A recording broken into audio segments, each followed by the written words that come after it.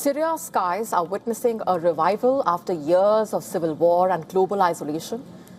A surge in air traffic is turning the country into an important aviation corridor. As airlines reshape routes to avoid airspace disrupted by the conflict in West Asia, the sharp increase is not only changing flight patterns but also generating significant revenue for Damascus. And according to a Reuters report attributing to figures released by Syria's General Authority for Civil Aviation, more than 11,000 flights crossed Syrian airspace in the month of May.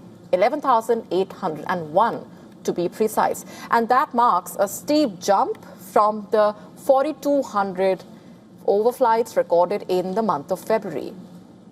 4,267 overflights recorded in February, to be precise. The last full month, that was, before the Iran war disrupted regional aviation. Remember, the numbers also showed that overflights in May rose by around 375% compared with the same month last year. Airlines have to pay overflight fees, remember, or air navigation charges to countries for the right to fly through their sovereign airspace.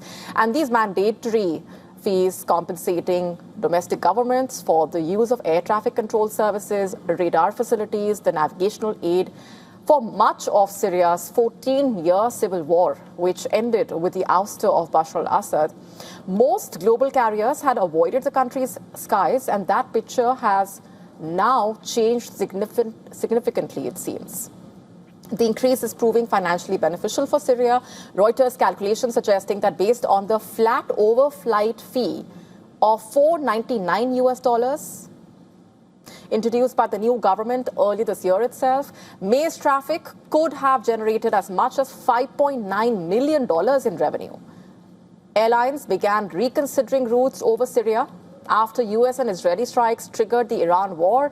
The closure of the airspace over Iraq and parts of the Gulf in March forced carriers to look for alternatives.